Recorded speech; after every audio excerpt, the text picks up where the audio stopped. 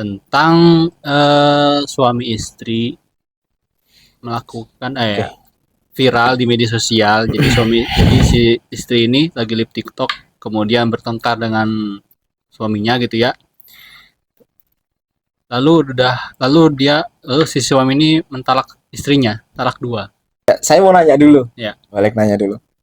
Kok kamu bisa tahu berita itu sih? Ya kan saya suka scroll TikTok gitu kan. Kamu update banget. Maksudnya per hari ini ya. Ah. Per hari ini kita tag podcast. Kayaknya itu berita baru naik deh. Iya baru naik Pak, benar dah. Dan kamu langsung update. Ya nggak apa-apa gitu. Ini temanya bagus nih. Update info lambe turah.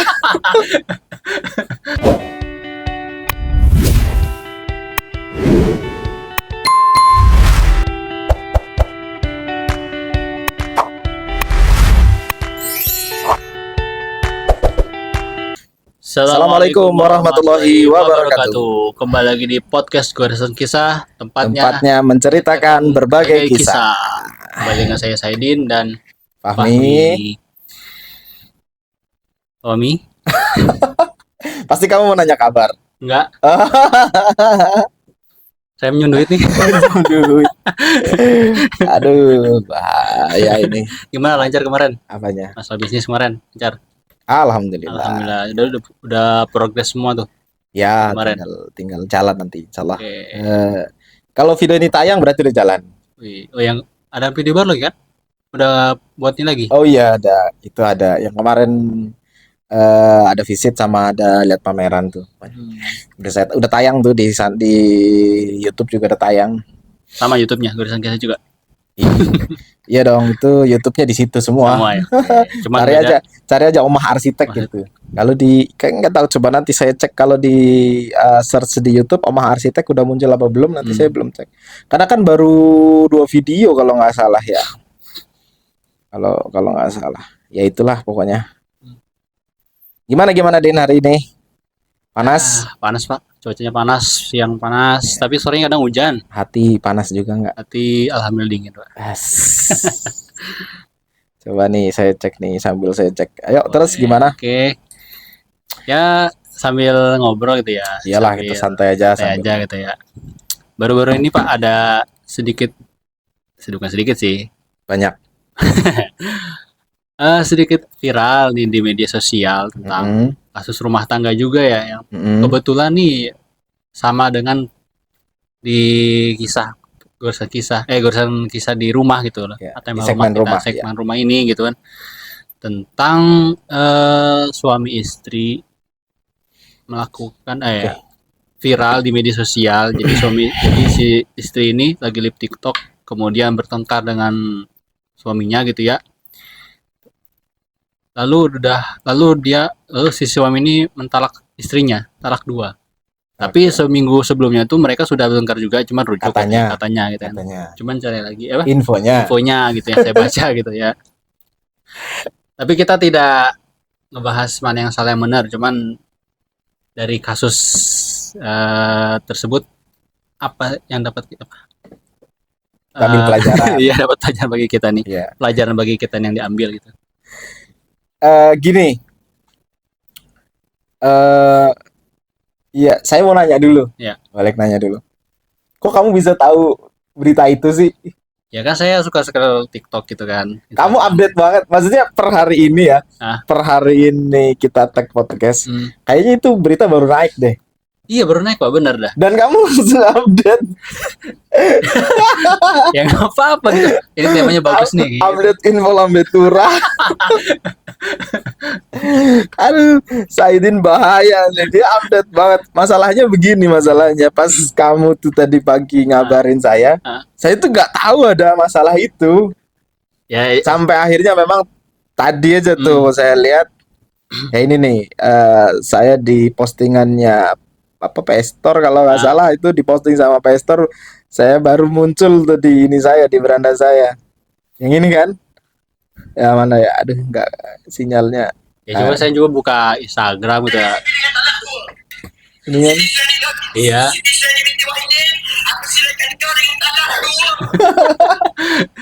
Ya Enggak, maksud saya, kok kamu bisa cepat banget dapat informasi kayak beginian ya? Ya skor-skor Kira-kira ini. FYP di beranda kamu tuh apa gitu? Sampai turah. Ya nggak gitu juga Pak ya. Aduh. Ya baca-baca video apa viral-viral di ini di Instagram gitu ya, ketemu muncul itu gitu pas dan ya bukan itu juga ya muncul ya tentang ya mungkin tentang Kang Deddy Mulyadi, terus tentang kecelakaan-kecelakaan, terus muncul tentang rumah tangga itu gitu kan. Saya punya ide nih, ngebahas itu aja mungkin minggu besok gitu Pak. Tapi nggak apa-apa, itu bagus. Setidaknya kamu bisa jadi di risetnya yang lagi hype, yang lagi naik gitu kan, kita bahas langsung. Iya. Wah, ini kita bahas langsung gitu ya. Kayaknya bagus nih gitu kan. Tapi Din, memang oke lah, kita masuk ke situ ya. Di ini supaya konteks dulu, supaya konteks bahwa di segmen rumah itu sebetulnya ini ada yang memang mau kita bahas. Tapi itu sebetulnya nanti di agak panjang nih kalau di buku itu, di rencana buku itu di poin nomor 23 kalau nggak salah. Akhir dong. Ya. Judulnya di sana jalan keluar yang dibenci Allah. Jalan keluar yang dibenci Allah. Apa itu? Penceraian. Ya. Jadi ini konteks ke ini dulu ya, yang segmen rumah dulu ya. Kita belum bahas persoalan yang tadi itu ya. Lebih spesifik ke sana belum. Jadi bahwa saya bahas dulu tentang jalan keluar yang dibenci Allah ini. Mungkin banyak dari kita berpikir bahwa ya mungkin sebagian besar atau mungkin kita semua tuh pasti membenci yang namanya perceraian gitu ya. Mungkin sebagian besar lah. Tapi nyatanya di dalam Islam itu ada yang namanya perceraian. Atau ada konsep perceraian. Barangkali mungkin di agama lain hal itu tuh nggak ada, Din. Ada yang di agama lain tuh memang kalau dia nikah ya sudah, dia ada ikatan yang nggak boleh cerai sama sekali. Tapi di Islam tidak. Ada. Di Islam bahkan di ayatnya dikatakan maka pergaulilah istrimu dengan baik, atau bahasanya apa ya? Saya lupa. Atau tinggalkan dia dengan cara yang baik. Artinya ketika kita menikah, maka kita punya dua hal yang pokok. Artinya pergaulilah istri kita dengan cara yang baik. Pergaulilah itu ya hiduplah kita dengan baik sama istri kita, yang ngasih nafkah dan lain-lain sebagainya ya, bukan cuman itu aja gitu kan. Kita bergaul dengan istri kita sehari-hari segala macam dengan cara yang baik. Atau nggak boleh kita gantung istri. Kalau memang kita sudah tidak srek gitu ya bahasa, atau sudah tidak sama lagi gitu ya bahasanya. Bosan gitu. Nggak bisa dibilang bosan juga. Intinya tidak sejalan lah ya gitu ya bahasanya, dengan berbagai macam nanti alasan dan lain sebagainya. Maka Islam memperbolehkan kita untuk meninggalkan, tapi dengan cara yang baik. Jadi nggak boleh tuh misalkan ada orang dia sudah nggak nafkahin istrinya, tapi dia nggak mau menceraikan juga gitu. Karena kan hak talak itu kan ada di suami. Kadang ada tuh yang kayak begitu, orang-orang kayak begitu gitu. Ya selama suaminya tidak menceraikan, tidak mentalak, ya mau kapanpun dia nggak akan cerai gitu. Jadi statusnya digantung. Dibilang dia misalkan ada perempuan yang seperti itu, dibilang dia statusnya istri orang, tapi suaminya sudah nggak nafkain, nggak tahu di mana juga. Dibilang dia janda mau dinikahin sama orang lain misalkan, tapi dia masih statusnya masih istri orang, nggak boleh dinikahin. Kan kasihan. Kayak begitu. Maka tadi di Islam ada yang sebagai sebuah jalan keluar. Meskipun itu adalah jalan keluar yang paling akhir dan paling dibenci oleh Allah Subhanahu wa taala. Karena kita tahu dampaknya akan sangat luar biasa. Saya pernah ngobrol dengan anak broken home. Artinya dia bapak ibunya bercerai gitu. Tentang ini, kurang lebihnya lah ya. Saya pernah ngobrol bahwa saya mengatakan perceraian itu memang harus ada gitu. Perceraian itu memang harus ada dan memang harus diperbolehkan. sebagai sebuah jalan keluar gitu. Ya meskipun anak beragama ini wah dia nggak terimalah dengan perceraian segala macam, saya paham. Tapi sebagai sebuah Islam agama yang mengatur semuanya, Islam itu kan agama yang sangat mengatur semuanya ya, sangat universal. Maka konsep ini juga harus ada sebagai way out, sebagai jalan keluar dari permasalahan rumah tangga yang memang sudah tidak bisa lagi diselesaikan dengan cara yang lain.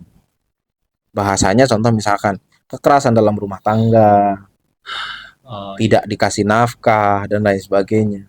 Itu kalau tidak ada way out-nya, maka seseorang itu akan terkungkung di dalam pernikahan itu gitu. Terkurung dan tertekan ya. Ya, bahkan bisa mungkin ya menghancurkan fisik dan mentalnya gitu loh bahasanya. Jadi gitu. Jadi kita harus memahami dulu bahwa perceraian itu memang diperbolehkan sebagai sebuah jalan keluar, tapi yang paling dibenci oleh Allah Subhanahu wa taala.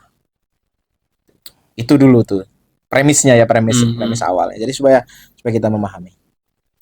Terus tadi nanti masuk ke yang masalah yang kamu bilang ya. Saya sih tadi juga udah nemu itu dan saya baca-baca komennya ya. Nah saya juga nggak tahu itu masalahnya apa. Maksudnya kita nggak tahu persoalannya bagaimana gitu. Nggak detail banget ya ngasih infonya. Nah, menurut kamu memangnya dari yang kamu lihat tentang video itu menurut kamu gimana? Atau apa yang poin-poin apa yang kamu dapat dari video itu atau dari kejadian itu? Ya misalnya kan itu kan pertengkaran rumah tangga ya, itu aib gitu lah. Kenapa nggak bisa HP-nya ditaruh dulu gitu di mana gitu kan, ngobrol kita berdua gitu kan. Kalau masih sama pengen rujukan gitu kan. Kenapa tuh menjadikan sebuah asumsi bahwa yang salah tuh si suaminya apa? Jadi biar orang-orang tuh tahu ini loh yang salah gitu loh. Jadinya dia berbuat gimana ya? Ada pembelaan lah dari orang lain bahwa aku tuh disakiti gitu loh. Tapi kan nggak tahu kalau dalamnya siapa yang salah mana yang salah mana yang benar gitu kan. Ya betul. Dalam kasus itu kan si suaminya kan dia udah mendem lama gitu kan ya. Cuman dia baru mengungkapin hari itu juga dan menyaksikan bahwa si istri ini membangkang lah ibaratnya seperti itu. Jadi poinnya adalah yang mau kamu paham, apa yang kamu tangkap dari situ adalah kenapa istrinya itu justru pengen kelihatan kalau dia itu tersakiti dengan cara di live-in kayak gitu-gitu ya bahasanya. Saya punya dan izin juga ya Pak. Sebenarnya kan seorang istri juga kan harus patuh pada suami gitu ya. Ya mungkin dari sikapnya si itu mungkin agak ngeyel, bandel mungkin. Nah mungkin gini dulu kita ngebahasnya supaya kita nggak melebar kemana-mana dan supaya kita juga nggak bersuzon ya, kita nggak berprasangka buruk. Jadi kita kan disclaimer dulu, kita nggak tahu permasalahannya apa, bisa sampai terjadi video itu. Sampai kejadian video itu kita kan hanya mau lihat sepotong nih. Kalau saya pribadi sih cuma ngeliat sepotong. Saya nggak tahu awalnya bagaimana, cerita di baliknya seperti apa. Kita nggak tahu. Tapi kalau tadi yang kamu bilang tentang kenapa wanitanya melihat seperti itu segala macam nih, ini ada hadis dari Rasulullah SAW. Ini saya bacakan aja. Suatu ketika Rasulullah itu diperlihatkan neraka. Nah, wara'aitun nar. Rasulullah itu diperlihatkan, Rasulullah melihat neraka. Falam arakal yaumi mangdoron qotun. Saya gedein dulu, gak kebaca nih. Falam arakal yaumi mangdoron qotun. Bahkan beliau berkata, saya belum pernah melihat pemandangan seperti yang beliau lihat waktu itu. Apa yang beliau lihat? Wara'aitu aksaro ahliha apa nih? Ahlihan nisa. Dan kata Rasulullah, saya melihat bahwa aksaro ahliha, sebagian besar dari penghuni neraka itu adalah an-nisa, perempuan. Kemudian bersahabat bertanya, qalu lima ya Rasulullah. Sahabat bertanya, bagaimana itu bisa terjadi ya Rasulullah? Kenapa bisa terjadi seperti itu gitu? Maka Rasulullah mengatakan, qala bikufrihinna. Rasul berkata, itu karena kekufuran mereka katanya. Kekufuran. Ya, bukan kekafiran, kekufuran mereka. Kila yakfuruna billah. Sahabat bertanya lagi, apakah mereka kufur terhadap Allah? Kata Rasulullah, qala yakfurunal asira wa yakfurunal ihsan. Bahwa mereka itu kufur terhadap mereka kufur kepada suami mereka dan kufur kepada kebaikan suami mereka. Di sini dikatakan apa yang dimaksud dengan kufur terhadap kebaikan suami? Kata Rasulullah, lau ahsanta ila ihdahunna dhahra.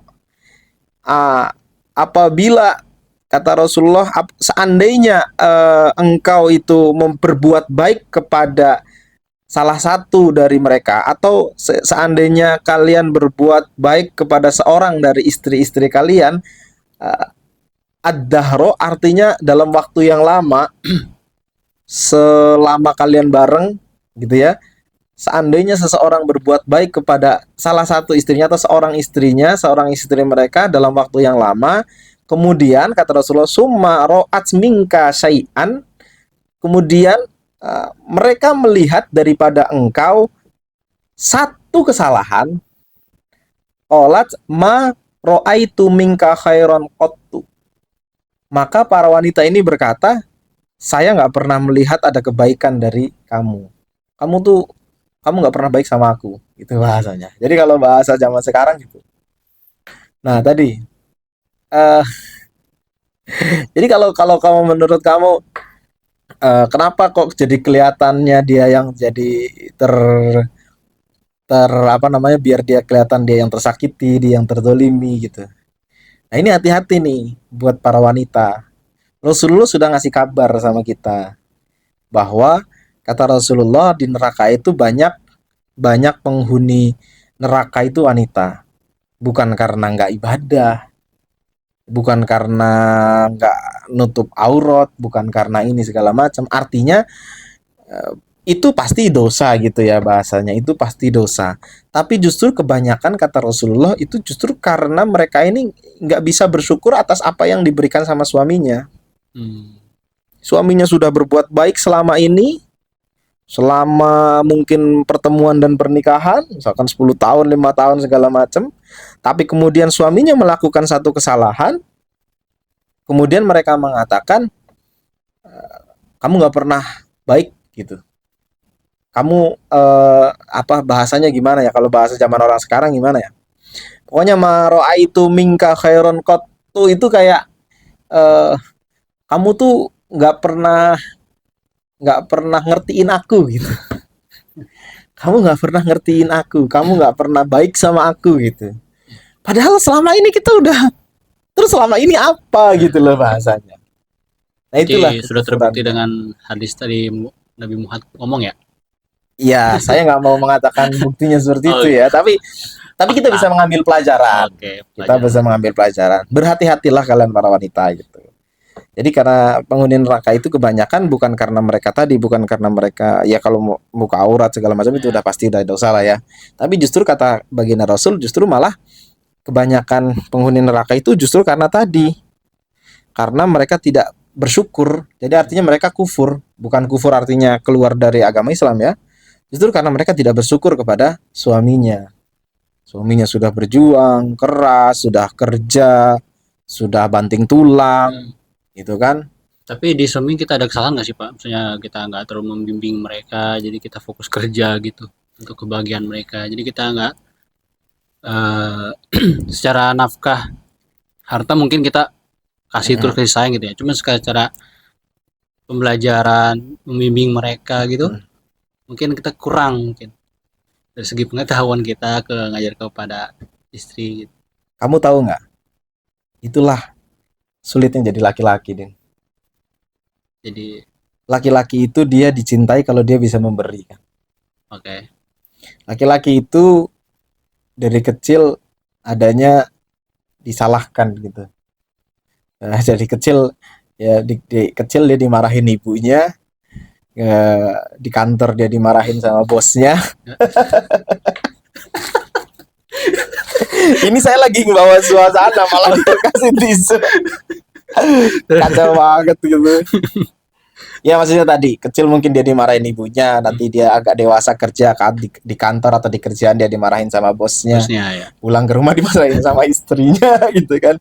Begitu apa namanya di akhirat nanti dituntut sama istri dan anaknya, ya. Dikalahin. Nah nanti dimarahin lagi sama malaikat gitu. Kenapa anak kamu bisa begini, anak kamu bisa begitu? Ya. Nah itulah bentuk tanggung jawab seorang laki-laki itu besarnya begitu. Ya bagaimana? Saya kalau tahu di dunia bakalan kayak gini, dulu waktu ditanya kamu mau turun ke dunia, enggak lah, saya bilang gitu. Waktu mau lahir kayaknya enggak usah lah gitu. Cuma masalahnya kita dulu udah tanggung ngomong mau, jadinya ya balas syahidnya ya mau bagaimana lagi. Mau bagaimana lagi. Tapi ya bahasanya tadi Din, bahwa ya memang itu bagaimanapun itulah tanggung jawab kita. Jadi laki-laki tuh jadi laki-laki tuh nggak boleh seenaknya, nggak boleh. Ya mau bagaimana ya? Itu udah tanggung jawab kita. Ketika kita udah gitu kita masih sering aja disalahin lagi. Udah gitu masih disalahin.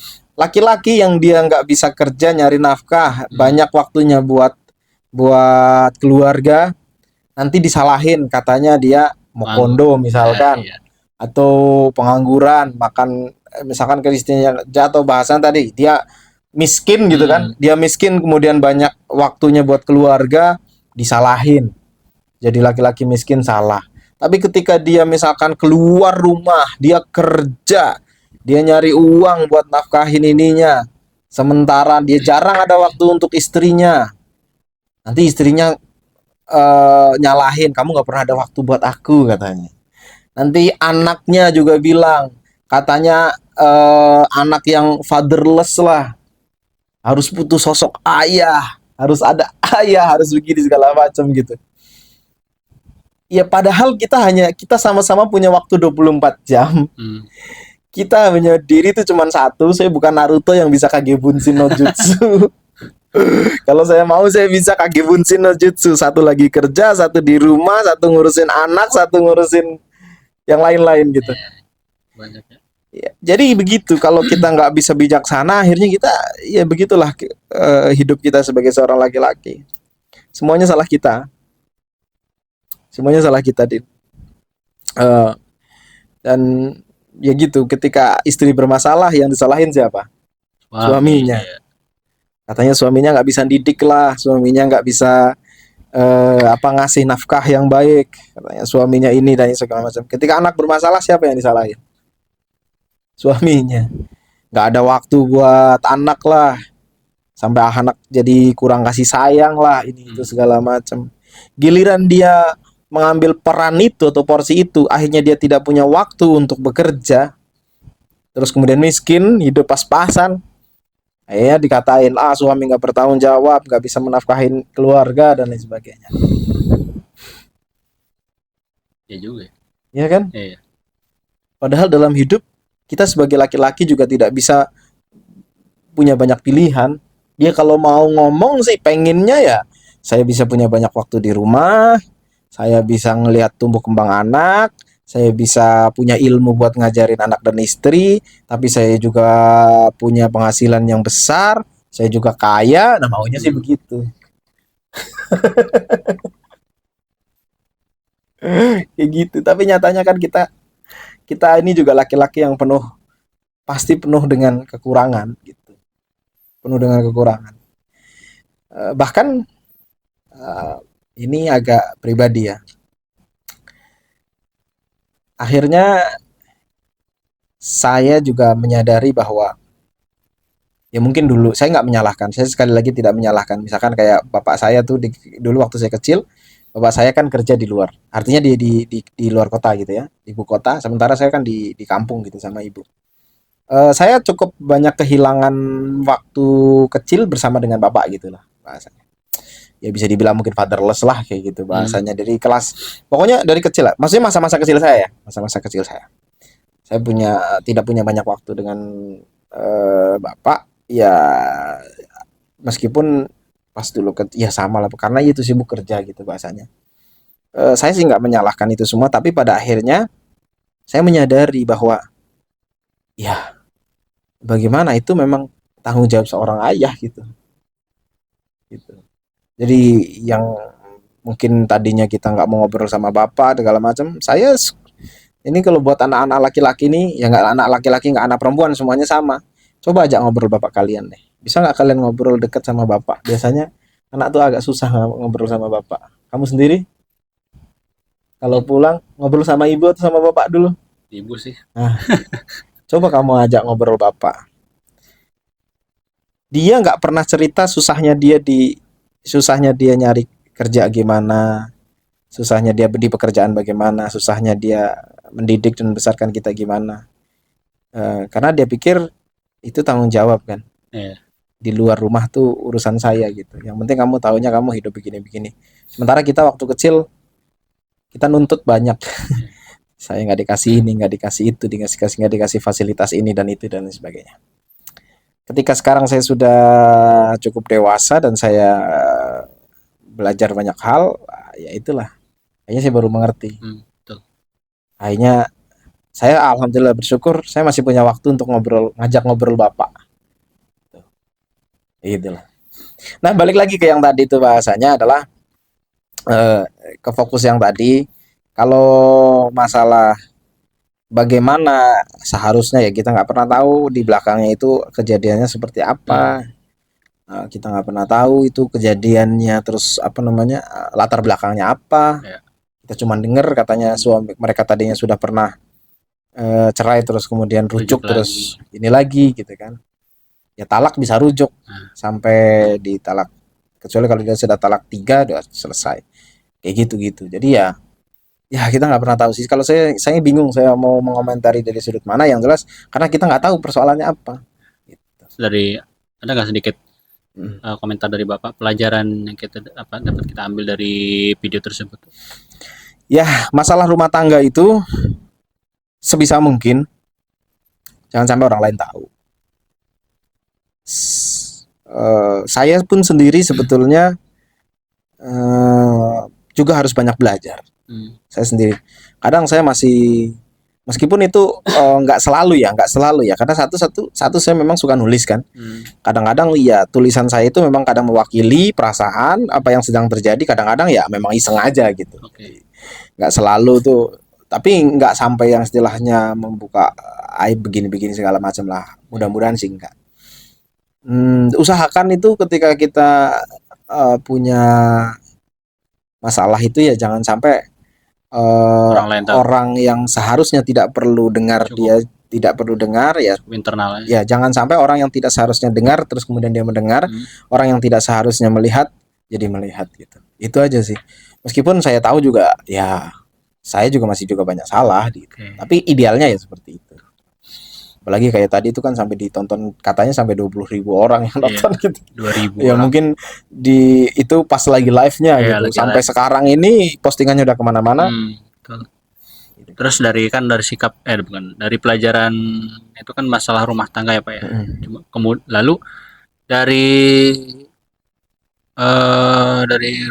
sikap keluarga yang pamer-pamer kemesraan ya, seperti ya banyak sekali kan di media sosial gitu ya, kayak seperti pelukan lainnya yang tidak pantas harusnya diperlihatkan gitu kan. Itu termasuk dosa juga kan Pak? Gimana apa? Boleh nggak ya, apa? Ada batasannya. Ada batasannya. Hal-hal yang masih diperbolehkan untuk diperlihatkan. Kayak contoh misalkan Rasulullah itu pernah beliau dengan Bunda Aisyah lagi nonton, bahasanya kayak sekarang mungkin ada pementasan kayak gitu ya. Iya, beliau deket-deket kayak gitu, nyandar kayak gitu-gitu. Tapi nggak sampai yang sifatnya yang ya mungkin dengan tanda kutip kayak bercumbu dan sebagainya, itu kan sudah sesuatu yang tidak perlu lah ya, tidak perlu. Ya usahakan sih begini, kebahagiaan kita biar kita yang nikmati lah.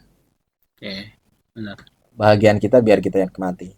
Nggak ada salahnya membagikan kebahagiaan kita dengan orang lain, atau bahasanya sekedar ingin ya sharing aja gitu. Tapi ya memang kita juga harus tahu bahwa ketika kita membagikan momen-momen tertentu ya kita harus niatkan bahwa ya itu memang untuk kita sendiri, bukan untuk orang lain. Karena apa, kalau kita berharap orang lain ikut bahagia dengan kebahagiaan kita, belum tentu. Betul. Yang justru apa namanya julid atau yang justru malah iri, hasad, dengki dan lain sebagainya juga banyak kan. Bahkan katanya juga kalau kita share apa buat konten-konten gitu, kita dapat penyakit ain. Ya, itu salah satunya. Ya itu salah satunya bahwa ain. Jadi kalau ain itu nanti beda sendiri, beda lagi nih. Nah, nanti itu mungkin kita pembahasan agak ini. Tapi kalau ain itu sendiri kan dia sebenarnya mata jahat ya bahasanya. Ain itu, tapi sebenarnya ain itu juga nggak semesti karena orang itu nggak suka sama kita. Ngaruh nggak sih Pak ke kitanya? Jadi kalau ya itu hadisnya, kalau bahkan di hadisnya kalau ada yang bisa membunuh tanpa menyentuh itu istilahnya ya ain gitu. Tapi ain itu bukan berarti orang tuh harus benci sama kita loh. Kalau ain itu, karena kalau hasad, hasud itu karena orang benci sama kita, saking bencinya energinya sampai ke kita jadi masalah, misalkan sakit lah atau segala macam. Tapi kalau ain itu kadang-kadang orang suka, sebenarnya suka nih, waduh ini bagus banget ya, ini cantik banget, ini mesra banget, ini harmonis banget gitu ya. Sebenarnya itu ungkapan kesenangan tapi tanpa menyebut Allah gitu. Makanya kita diusahakan kalau kita melihat ada cantik banget, masya Allah cantik banget ya gitu rasanya. Jadi justru seperti itu kalau untuk ain. Tapi balik lagi ke yang tadi, masalah yang persoalan itu, ya apalagi ini kan persoalan talak ya gitu kan. Itu kan talak, apalagi sampai ke talak 2 gitu. Itu udah jelas sekali talak gitu. Tapi harusnya saya juga ngeliat banyak komentar di situ, orang menyayangkan kenapa nggak dimatiin dulu gitu kan. Kenapa nggak bisa? Ya kita nggak pernah tahu di belakangnya seperti apa. Kalau dengar dari yang tadi baca-baca di komentar, katanya istrinya banyak waktu di HP, banyak waktu main TikTok, sementara suaminya pulang nggak diurusin. Nah, mungkin ini salah satunya saya bertanya Pak. Ya mungkin kita juga harus bisa memanage waktu ya, antara kita main HP dan tanggung jawab kita sebagai suami istri gitu ya. Ya kan? Langsung bagi waktu, jadi kita diprioritaskan yang mana dulu nih. Kita bisa melihat pandangan kita nih. Ada suami pulang gitu kan, kita sambut. Pasti kan senang dia kan. Daripada kita main TikTok ini kan, jadi nilai pandangan dari suami kan negatif gitu kan. Nih, kalau masalah itu di dalam kitab, aduh saya lupa lagi, Uqud-Dilujain sarahnya Qurratul Ain apa ya, saya lupa tuh. Pokoknya di kitab Uqud-Dilujain itu, di situ diceritakan bahwa kalau nggak salah Robiah Hadawiyah, kalau nggak salah itu beliau, tahu kan Robiah Hadawiyah? Wali, di sini ada kitabnya sih, ada, cuman nanti nyarinya juga lama lah. Pokoknya kurang lebihnya gitu. Jadi beliau itu kalau mau sholat malam itu izin dulu sama suaminya. Ini mau sholat malam loh. Ya, baik ya. Itu sholat sunnah loh. Itu ngomong dulu sama suaminya. Dia nanya dulu sama suaminya, kamu malam ini ada keperluan sama saya apa tidak? Kalau suaminya bilang iya, maksudnya pengen ditemenin atau ada keperluan sampai yang harus yang lain gitu ya, kebutuhan, ya dia akan memilih bersama dengan suaminya. Tapi kalau suaminya mengizinkan, oh nggak ada, ya udah saya izin, saya mau sholat semalam suntuk gitu bahasanya. Padahal itu untuk sifatnya ibadah. Ibadah. Nah, bagaimana jika perbandingannya adalah main HP lah, ini dan sebagainya. Makanya jadi wanita, menjadi seorang wanita itu juga ketika dia sudah menikah, dia harus ngerti apa itu tanggung jawab. Ujungnya kayak kemarin yang kita bilang, tanggung jawab itu. Dia punya tanggung jawab di sana. Tanggung jawab untuk apa? Untuk taat kepada suami, taat melayani suami dan lain sebagainya. Melayani suami itu bukan berarti harus ketika suami pulang sepatunya dicopotin, itu enggak gitu. Bahasanya, tapi dengan tidak mengabaikan gitu dan lain sebagainya. Kamu tahu nggak istri yang idaman itu yang bagaimana kata Rasulullah? Apa itu Pak? Salah satu tipe istri idaman itu yang kalau dipandang itu menyejukkan hati. Jadi kalau istri kita, kalau kamu pengen tahu istri yang solehah kata Rasulullah, itu yang kalau dipandang itu menyejukkan hati. Artinya misalkan kita pulang kerja terus kemudian kita ngeliat istri kita yang tadinya capeknya hilang gitu. Bukan baru cuma ngeliat doang loh. Ya. Atau yang tadinya mungkin ada kesel di kantor dan sebagainya, ngeliat istri kita jadi senang, jadi tenang, jadi hilang itunya. Bukan yang pulang udah capek-capek kerja di kantor, dari kantor misalnya atau dari manapun lah ya, dari kerja pulang nggak diomelin, ngeliat istri lagi tiduran nonton drakor, ngeliat ke belakang nggak ada makanan, rumah berantakan, anak-anak belum mandi segala macam misalkan gitu. Ya terus di mana letak ininya? Kita berhak nggak marah? Yo berhak dong. Berhak, ya? Berhak. Mukul. Bahkan kalau di ayat yang lain itu dikatakan laki-laki itu boleh memukul dengan beberapa syarat gitu. Artinya begini, memukul di sini itu kalau kita ngomong di bahasa Jawa gitu ya, memukul orang Indonesia gitu lah Pak. Memukul itu kan pakai tangan di pukulan keras. Ya. Doroba itu ya memukul kayak gitu ya. Tapi kalau kita ngomong secara tradisi orang Arab itu mukul tuh nggak harus yang seperti itu. Ya misalkan pakai cuma diginiin aja itu udah mukul kayak gitu bahasanya. Pakai lidi gitu bahasanya atau apa gitu itu udah mukul. Jadi nanti ekstrim kalau saya ngomong orang boleh mukul istrinya atau seorang dipukulin kayak gitu ya nggak begitu juga maksudnya. Itu pun ada sampai kalau itu pun di taraf kalau dia itu sifatnya apa ya? Aduh saya lupa lagi. Kalau dia itu dia meninggalkan suaminya gitu. Saya jadi lupa istilahnya. Nanti sambil jalan lah. Jadi gitu. Ya pokoknya kalau kita bicara tentang istri yang soleha ya begitu kata Rasulullah yang menyenangkan gitu. Dilihat aja ya. Jadi jangan. Nah ini yang kadang-kadang wanita tuh banyak salah. Mereka tuh biasanya berdandan elok, cantik, rapi ketika dia mau keluar rumah.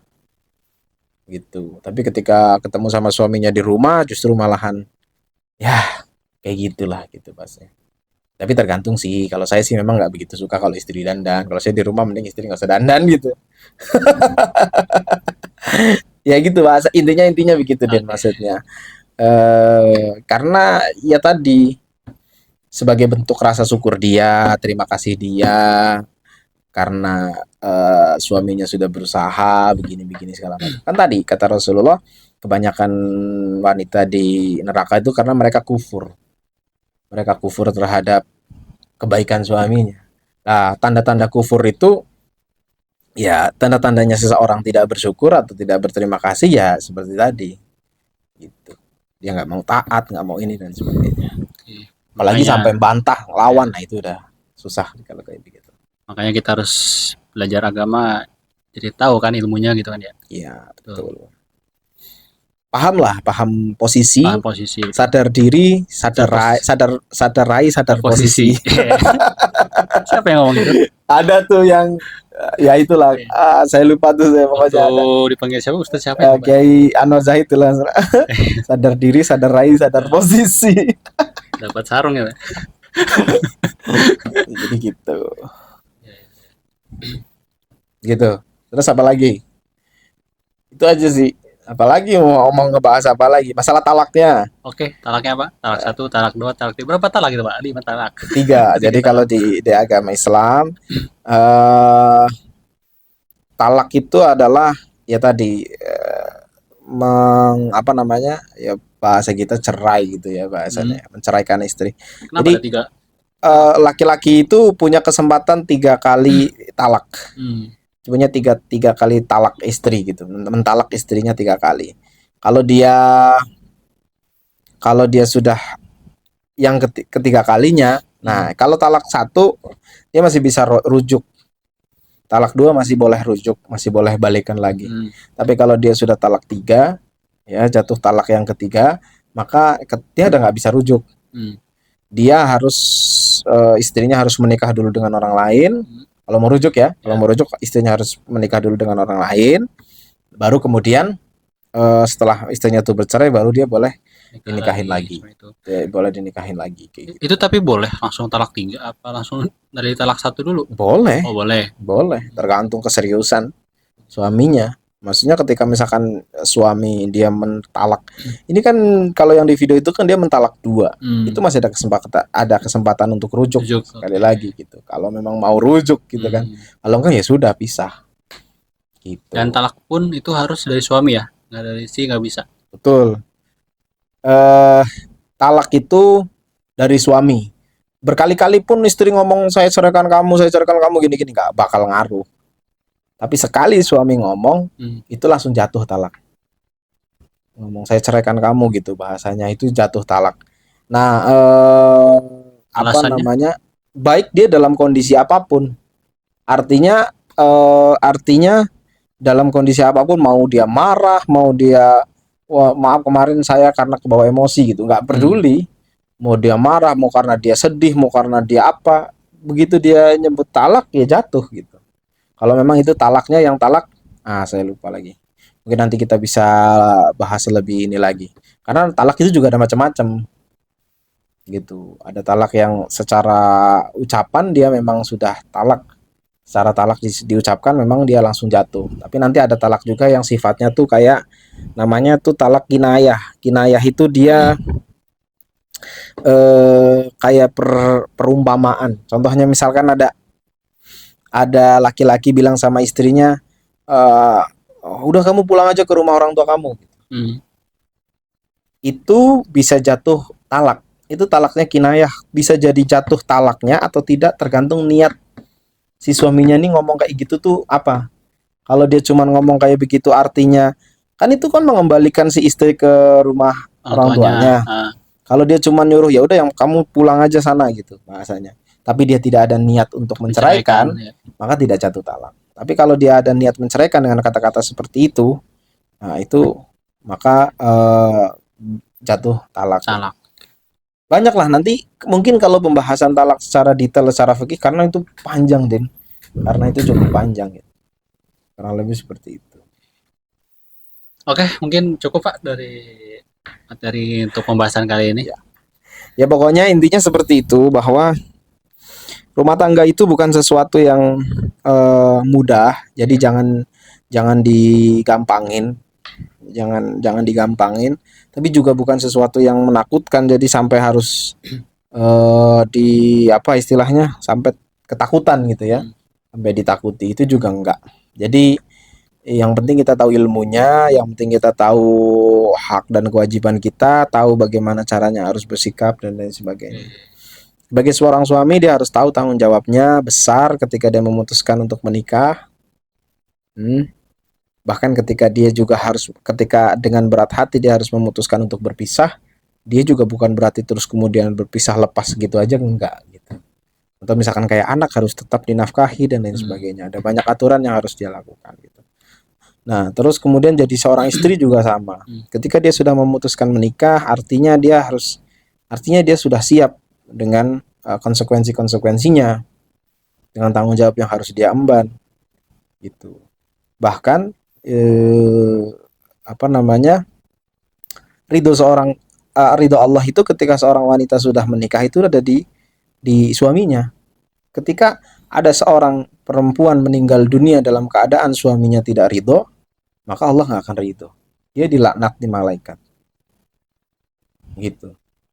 Jadi gitu. Jadi kamu mau seorang wanita, kamu beribadah mau sebagaimanapun banyaknya, sekali kamu meninggal dalam kondisi suami kamu tidak ridho sama kamu, artinya tidak ridho dalam hal yang bukan kemaksiatan ya, bukan untuk hal-hal yang sifatnya kemaksiatan gitu. Ya sudah, jangan kamu berharap Allah akan ridho gitu.